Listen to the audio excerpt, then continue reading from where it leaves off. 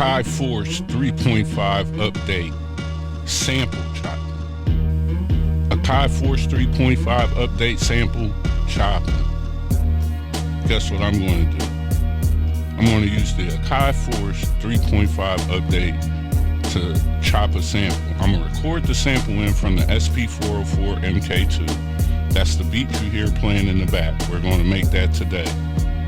Then I'm going to chop it up, and then we're going to run it down, and we're going to see what we get. This video is pretty interesting because the drums I started with are not the drums that you hear in this song. And in the middle of making the beat, I knew those drums wasn't going to be the one, but I just kept on working, and I'll explain that thought process as we go. So make sure you like, share, subscribe, comment, do all that cool stuff. If you want to see what happens on the Akai Force, make sure you stay to the end, and let's get it, man. Here's the sample. So I have the sample playing in for my SP404 MK2. I really like the sample abilities, and now with the Akai Force 3.5 update, it changes how I have my setup on my desk. So my Akai Force will be last in my audio list because it's like, you guys know I'm excited, man. So I feel like it is finally like a flagship device for the type of production I do. It can sit here all the time. I don't need to go get another MPC or anything else standalone because I could get it done in here. And everything else that I do outside of here, I could feed into here. So now I have the SP404 capabilities to vinyl, speed up the sample easily, do some things, and then record it into the SP404. Into the Akai Force. So you can see I'm chopping it now. I'm chopping it right at the beginning on all the main drum hits. And that's because I want to play the loop out and kind of, that's my idea now. At the time I didn't know how that was going to work, but we were going to make it work. I'm using my 6 knob to change my start point and try to make sure I get it at a good place when I hit the pad. That's the main thing with doing certain chops is you want to make sure where you start and where you end are good places. I use pad parameters. I would do it sometimes where I could still go and adjust the slices every now and then. I do use pad parameters. Quickly, it's time to do the intro. What's going on, guys? It's your brother OTG, Charles Paris, real name, no gimmicks. That's me. And I'm here with the Akai Force. I'm going to push it through on sampling and see what I could get. We're going to take this sample and push it out as far as we could go. So make sure you like, share, subscribe, comment. Make sure you hit that notification bell. Make sure you check out all the stuff I have at the Gumroad store, drum kits, expansions, all of those things work for the Akai Force, and that's how you can support the channel. Nobody sends me gear other than people from the comments. This is a community-based channel focused on creating music with the gear and talking about music creation and other things. Alright, so now I have the sample all chopped up. What I'm going to do is now I'm going to tap the tempo and try to get the tempo to match the sample, probably as close as possible. It's important to, you could try to make the tempo, try to guess the tempo. Some people like to use the verbiage like they are trying to force the sample to match the tempo. You know what I mean? When essentially you're just matching it. I don't like the time stretch. That's not something I like to do. So what I'll do is choose my main sample, and what I'm trying to do, I played it in at a higher pitch. So I'm not going to go by the pitch that the SP404 says. You can see I'm going to play the sample and I'm going to tap it. The easiest way I could tell you how to tap your tempo is every time you nod your head to the beat, you should tap the pad. I rarely ever go look at what the BPM is, but the BPM is 95.2. I don't care if I play it perfectly, because what I'm going to do is go straight to my clip and put everything on point, because it should fall on point by the way that we chopped it. So I'm going to take all those notes and put them right on the one. We got a simple 2-bar clip, or a 4-bar clip.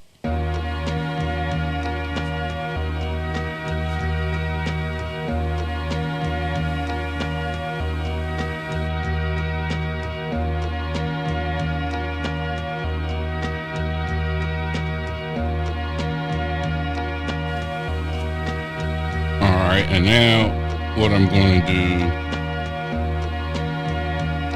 is I want to play that other part that I had, and I was thinking, do I want to extend this out, or do I want to play it on another clip? And I think I'm going to play it on another clip. I don't know what I want to play, but for video purposes, I'm just going to throw something down. And for all you Force users, if you hit record first and then hit your launch, you can make clips as long as you want. You get what I mean? And so that's why I do that all the time, because I don't know if it's going to be a 1-bar clip, a 2-bar clip, a 4-bar clip. But what I do know is I have an idea. So I always hit record and then launch. That's why you never see me make a clip first. I'm never trapped into, is it going to be 2 bars, 4 bars, or whatever. Like right now, this is a 2-bar clip. We got 4-bar loop and a 2-bar clip right here.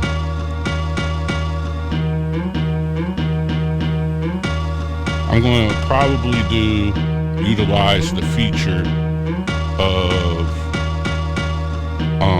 setting the BPM differently. So this BPM is 95.8, and I'm going to change this BPM to 95. I'm going to have this set to 95.24, and then I'm going to move the overall BPM of the whole beat down, because I want the initial loop to play better. So what I'm going to do is when I switch, I'll probably hold shift and turn the first knob, and we're going to spend some time and we're going to get that first BPM right. So now that we have our other part of the Akai Force 3.5 update, I locked row 2 to 95.24 BPM at a 2-bar loop. But right now, I'm trimming this down all the way to around 92 or 93, because I want to keep the feel, and I want, for all you samplers and people who are sample-based producers, you'll understand what I'm about to say. I want to keep as much of the back end of the sample as possible, because the back end of the sample is what provides the swing. I'm not going to add any swing to my drums. I'm going to play my drums over the sample.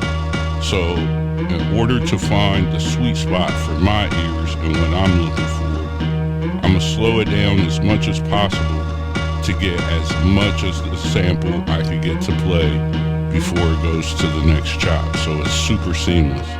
If I was to speed it up, it's going to go to the next chop at a certain place and cut off some of the end. So what I want to do is try to get it where at the as much as the sample prior plays before it goes to the next one, And we do that by adjusting the BPM finely. So now, because I'm in the cook, I got the grease cooking, I got 2 parts, the ideas are flowing, I'm going to go find a drum kit. And the crazy, this goes to what I said in the beginning, like sometimes I will just try to match some drums. I knew as soon as I pressed this kick drum that I didn't like it, right? I knew as soon as I pressed it, I didn't like it. But I had a bunch of other ideas. And what I wanted to do is just get to it. I didn't like the snare either. But in order to get some of the sounds the way that I wanted them, you know, the hi-hats and things of that nature, I'm gonna just rock with the sounds because they're there. We can always go back and substitute.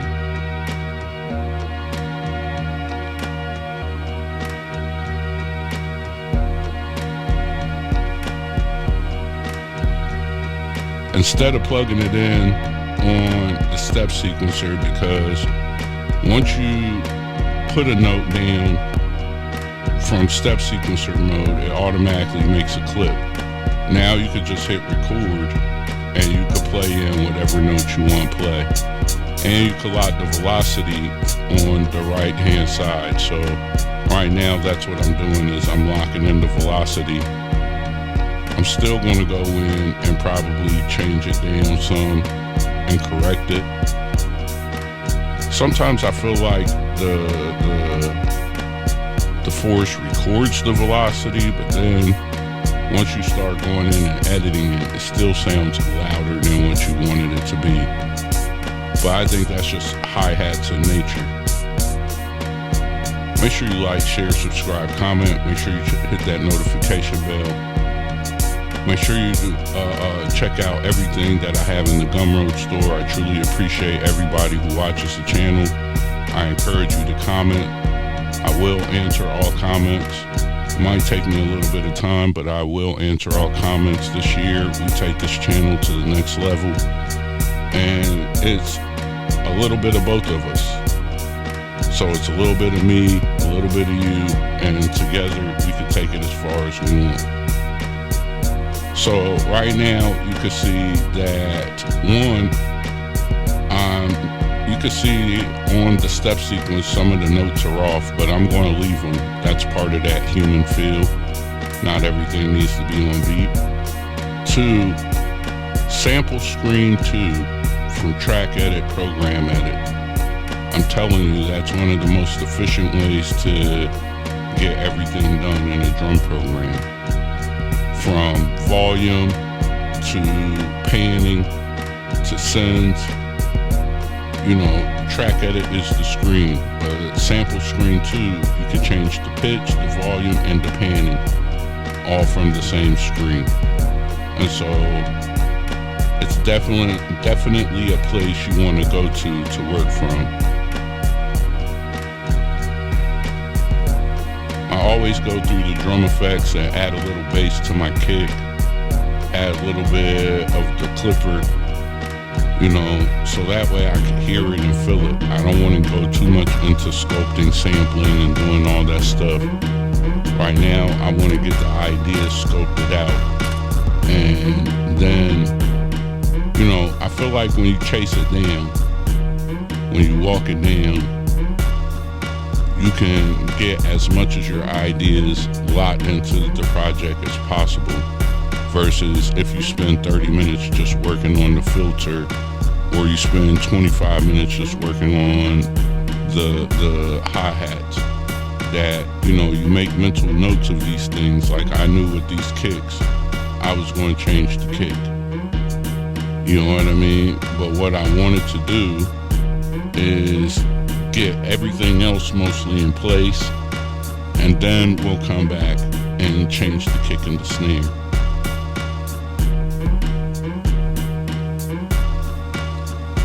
So right now what I'm trying to do is line up my kicks with the drops on the sample.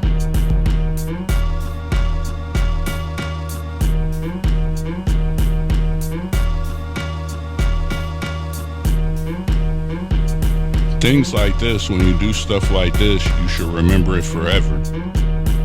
Maybe you shouldn't, but I remember it forever. So now when I want to add a breakdown and another beat, I might use that same kick pattern again. This is why I love using the step sequencer.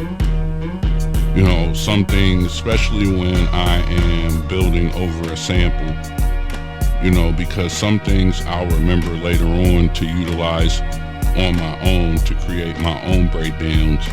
And because I know that they come from songs and parts that I sampled from songs, you know, you don't have to believe or wonder, is it realistic or is it fake or whatever the case may be. You know that it works because you've done it from or sampled it from songs that it's worked in the past. You get what I'm saying?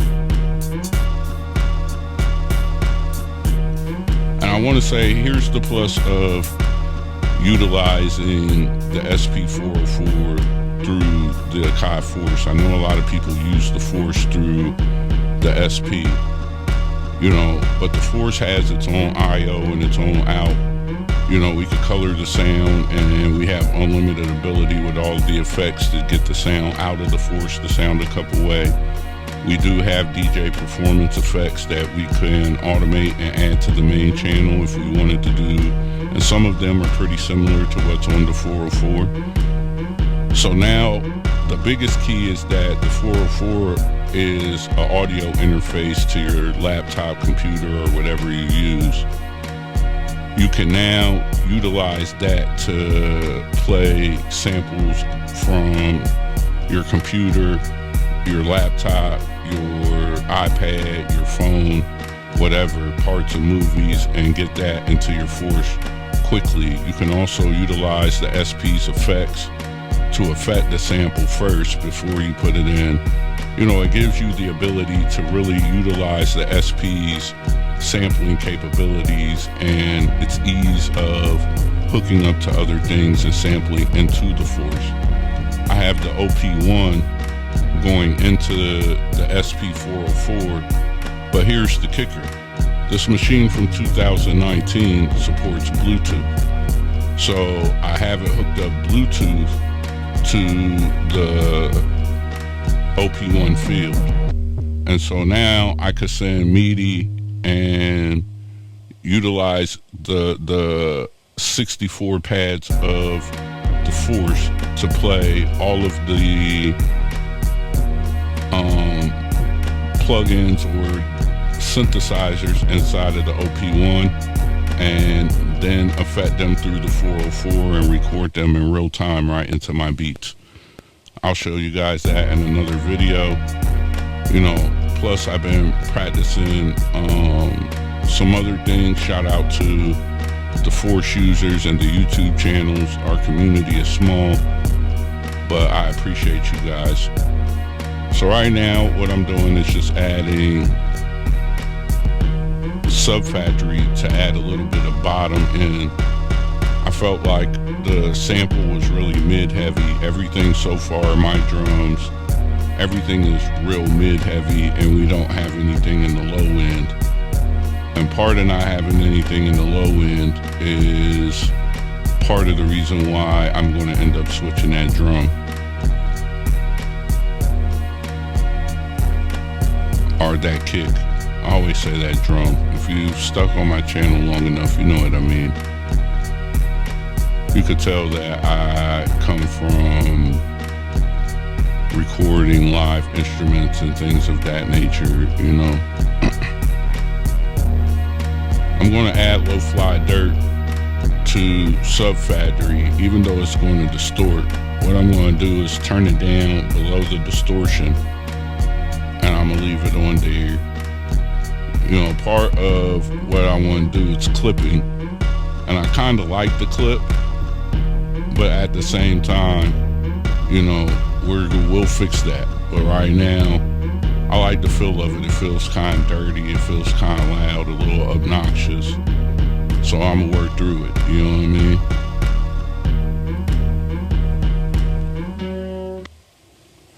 We're gonna add the 808.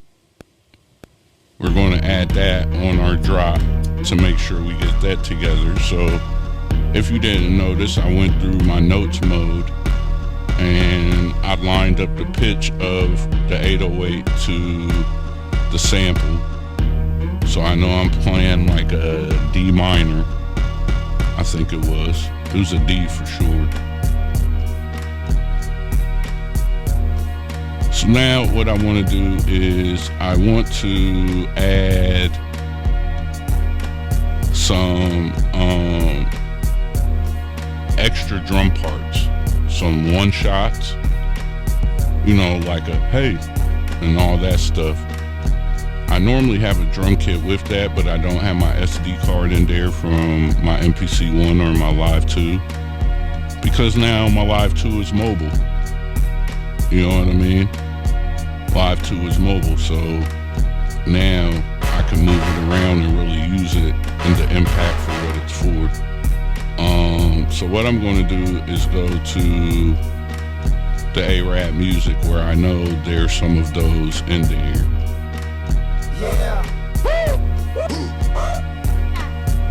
And I'm going to take a couple of those effects, those vocal effects, and I'm just going to add them a couple to a drum kit so I could fire those off. I don't want to add them to my regular drum kit, even though I have spaces available, because then I'm going to have to go through and really do pad mutes or some other stuff to turn them back on and off, where I could just make a whole separate track or channel for them and just add those 4 or 5 sounds, and then I can mute them whenever I want to, and the drums can play, and they could be separate even though they're both drum programs. You get what I mean? So far, sampling on the Akai Force 3.5 update, I haven't had any issues. I will say one thing that should be done is you should turn off your force in between projects. So if you save it, do a new project, you should turn it off and turn it back on. At the end of this video, I was going to do some pad effects and do some automation. I was going to do pad effects first before I did the automation, and you know, I'll never get to the pad mutes in this video specifically. You know, I'm going to trim that aspect, but I ran into the bug of the pad mute adding the command, the plus button wasn't working. And once I saved everything, restarted, it came back and it was right there. It worked like normal. So one thing I will say, and I had the force on all day. I have been in and out all day working on it, and instead of just turning it off and turning it on, I did not. So major key, turn your force off and on between projects, just to make sure that later on in the project you don't get hung up by some weird bug from a restart or a new project screen. You get what I mean?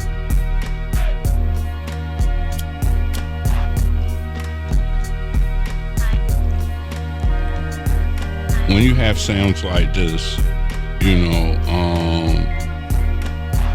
sometimes what I like to do is just kind of wrap my brain and think about other sounds that I know I hear in certain types of things. So in hip hop, when you have this kind of sound that the sample is playing, a lot of times you hear an organ come on, like a church organ.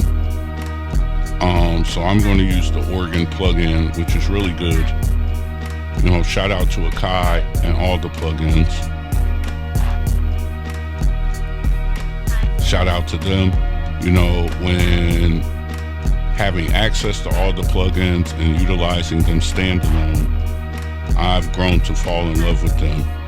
You know, it's hard for me. I have Reason 13, I have Ableton 12, but I've tried to go on there and go back to making beats, trying to make beats software wise, and I can't do it. I can do it, like, and it's just not the process that I choose for myself. So I'm extremely thankful for Akai to have all of these plugins and all of these sounds and just giving us all of this. You know, I'm extremely appreciative because it gives us the ability to really build, you know what I mean? Now what I want to do, you can see that's a 4-bar loop. I want to add that low part.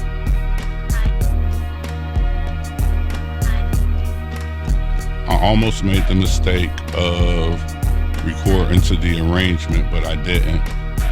Instead, I want to just record to the clip. So I just hit record, boom. Now we're there. I'm not even going to see if it's on beat. We're not going to stay to make sure it's dope. We're not going to do none of that. All right, so we got our organ. We got our drop. I keep going to our drop just to see how it's going to sound between two sounds, just auditioning.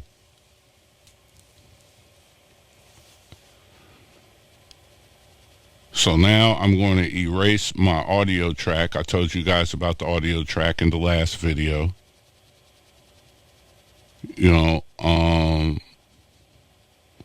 but what I'm going to do now is I'm going to copy. I copied my sample to another track, old school MPC tip right here. Now what I'm going to do is name that sample filter or sample base, because I'm going to put a filter on there. I'm going to go through, I'm going to use my mutes to mute everything but the samples. Then I'm going to go and add a filter. I'm going to erase this low fly dirt. I accidentally had it on there. But now I'm going to add a filter, a low pass filter to the sample. And then I'm going to have that to give the sample, because I'm still trying to add some low end. It's super in the mids. You know, so the first thing I'm going to do now is add some resonance. Then I'm going to flick that switch over there to VCF or whatever it is. And then we're going to add some drive.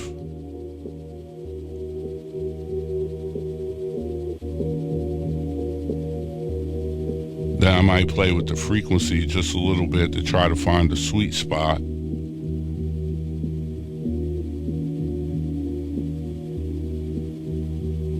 And now that I got those two things together,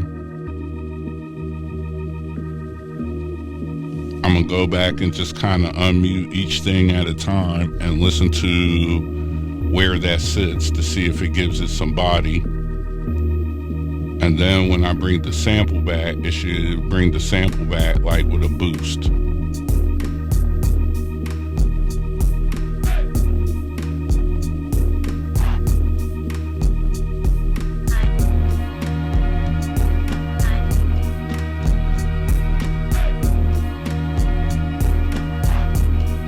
So the next thing that I'm going to do is, right now, this is where I'll start deciding, like, man, I might have to get rid of this kick soon. But what I want to do is I want to try to get some things right still. I want to get myself in the best place to win and go through and make sure everything is named properly. Let's get rid of that kick now, man. I couldn't take it no more. We're going to search for a kick. And we're going to add a kick. Then we're going to search for a snare. We're going to add a snare.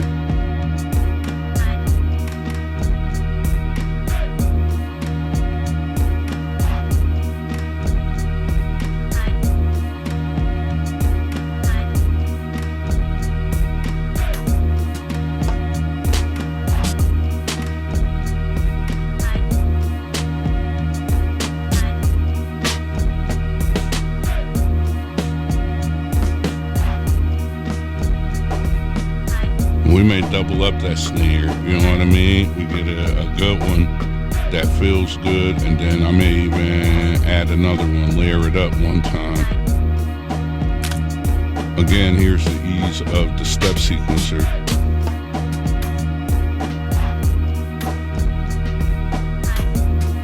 I really enjoyed reading all the comments that you guys left on the last couple videos, man. I really like the Force. I like Force users a lot, man. You guys are super cool, man. You guys are super cool. It's like, I feel like I could chill. And I like gear like that. It makes me feel a little bit better about coming on YouTube every day, you know. I live in Philadelphia. I'm a part of hip hop and rap that is still serious, you know. I'm coming from managing and dealing with a lot of street people, and, you know, opening up and having these conversations and being creative openly is a lot different. And so being in volatile spaces, sometimes like being in NPC gang or certain things where people are talking to you crazy, where, you know, in real life they wouldn't even look at you, you know, or people typing stuff in the comments, and, you know, in real life they would never even, they would never dare to say that. And it's not even about being tough. It's just kind of like, you know, I feel like if I showed more of the other side of my life, then I would have more fake friends and more fake fire emojis and all of this other stuff. And I just enjoy genuine people. I enjoy people who genuinely create music. I enjoy people who genuinely like tech. You guys teach me a lot. Sometimes you push me to look for things and do things. And hopefully I push you guys and help you look for things. So I've really enjoyed the feedback and just the commentary of the Force community. You know, I have a lot of gear, and each gear comes with its own community. And shockingly, most of the gear communities are kind of toxic and mean to each other and judging people by the wrong things. And we're all creatives, man. We're all creatives, and creating, nobody could tell somebody how to like their art, right? So just because I don't like your art, somebody else in the world will. So really all we could talk about is techniques and share tips. And you know, if we come across artwork that we like and we share, then that's how we kind of motivate each other and become friends. And so I appreciate the Force community a whole lot, man. A whole lot. You guys are super cool guys. You definitely are cool. You got the jokes. Nobody got offended because I said everybody who made hip hop, so they're Force. Of course, I'm just being funny and making broad general statements, you know, tongue-in-cheek statements, you know what I mean? So I definitely appreciate you guys a whole lot, man. And what that means is I'm going to create a lot of content in this space, make lots and lots of music, and throughout this journey of making music, I will implement all kinds of things in real time. Hopefully that will teach you guys something, and through the comments we could teach each other, you know, and we can constantly learn. Because these machines are extremely, every time you open one layer, there's a whole nother layer that you can go. And that's great, because that means you invested well in a machine that'll last a long time.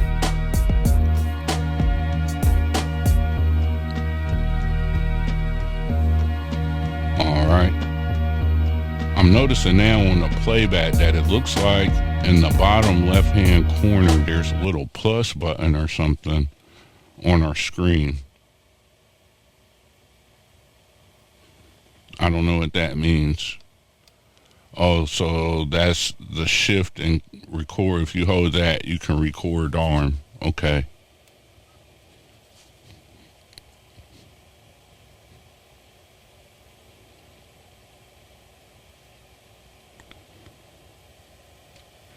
Yeah, that's pretty dope.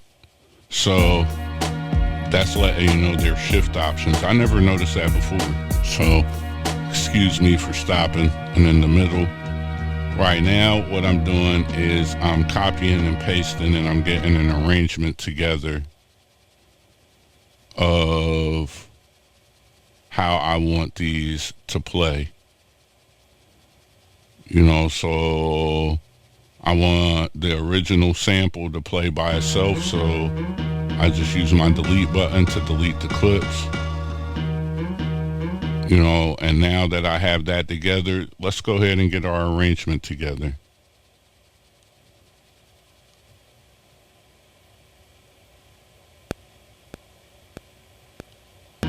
We'll do a rough start of our arrangement.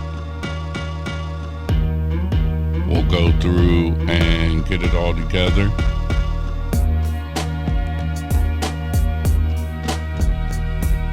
Right now, I believe I have it at a 1-bar launch.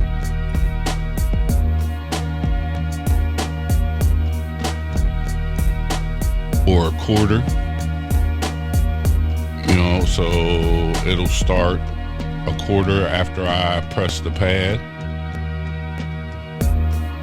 You know what I mean? And that gives me the ability also because, we're utilizing loops, 2 bars, 4 bars, some are 2 bars, some are 4 bars. With being able to launch at a quarter, that gives me a more realistic feel that everything isn't perfectly looped out. You get what I'm saying? And even though, people who think on a higher, not a higher level, but those who understand, if I do it at 2 bars, essentially, it's still a perfect loop. But what it'll do in the arrangement is give some more realistic feel, not like the intro played 8 bars in total, or this in total, and then started. Or if it does play 8 bars in total, it could play 2 bars of this, 2 bars of that, 4 bars of this, boom. And now we can mix and match everything in to try to give it a more realistic feel. This is why on the MPC and on Reason and certain things, what I would do is automate the mute channels. I will mute things because I like to have a more realistic arrangement versus having to go and copy and cut and do this and do that. I like to have an idea of where everything is. And then if I want to manually go back and follow while stuff is muted and cut notes out and do all of that stuff, I have a guide. But if I don't like it, I could go through the tediousness of list edit, erase everything out, and rearrange it again. But it's a non-destructive method of arranging your music until you get to a final destination that makes you happy. And then I could come in and add build-ups and different things. I also use the mutes in different ways to show me, alert me what's coming next. The way I was taught is that as a producer, how we arrange the music also is our job. That's what drives the track. As we are producing the song, where instruments come on and off, where they're introduced in the track, where they are introduced in the mix, that also drives the track and provides inspiration for lyrics or whatever is going to be done for the track, if you understand what I'm saying. So far, you can see that with the Akai Force Update 3.5, sample making and chopping, I haven't had any issues. I haven't had any bugs. I could tell you because I see the future. No, I'm just joking. Because I'm doing a voiceover, I made this beat literally, and then as soon as I stopped, I came back to voice it over once I got the video in. I do have a bug at the end of the video, and it took about 15 minutes of me trying things before I had to save and restart and fix it. And that was wanting to go to add pad effects after I did a full arrangement and had 2 different tempos and all this different things. The pad effects didn't load. The pad effects screen loaded, but the ability to add the command did not. And so sometimes it would load, but it was super laggy, and by the time it popped on the screen, I had pressed something else. I exited, I opened a lot of things. What I ended up having to do was save, reopen, come back, and it worked like normal, which the only thing that I could think is that I had the Force on for maybe 6 hours, and I had worked on maybe 4 or 5 projects before this one, and I never restarted. A habit that I have on my MPC-1 is to restart. Something about the MPC-1, you can open different projects and just keep opening projects, but then you may want to go to automation or do some things and it just doesn't show up and don't work. You save and restart and open it, it will. So I got in the habit of saving and restarting between every beat. I think that's something that I'm going to get in the habit of doing on the Force. I hope that that doesn't burn out the start button or something like that. But if I don't want to have bugs, that's something that I'm going to end up doing. So now I tell you guys all the time, remember your synths have reverb. We're going to add a little bit of reverb to the snare.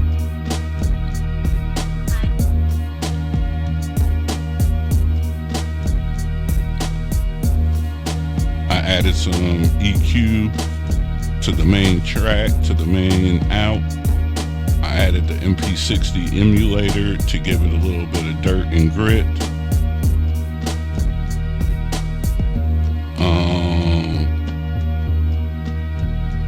I'm going to do some small volume changes.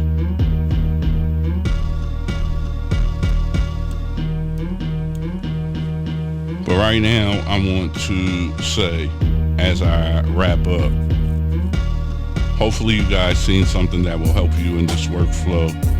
Again, shout out to Akai and the 3.5 beta update.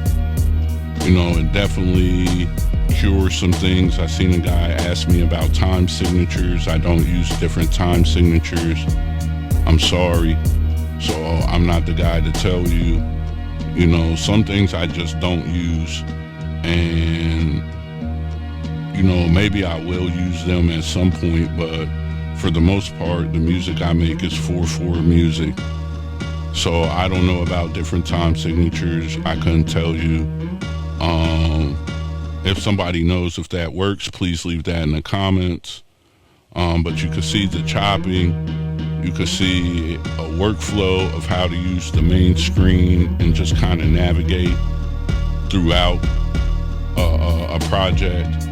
You can see that we use 2 different time signatures. One of the main parts of this beat is the break from the basic drum loop, and that's set at 1 BPM, while the overall rest of the project's at another BPM. Hopefully you learned that you can come back and always substitute your drums and build up your kit. Hopefully you learned that, the trick of copying your sample and utilizing the filter to throw in some low end if you need it. And what other tips you find out. It's your brother OTG. We got another one. Make sure you like, share, subscribe, comment, support that Gumroad store.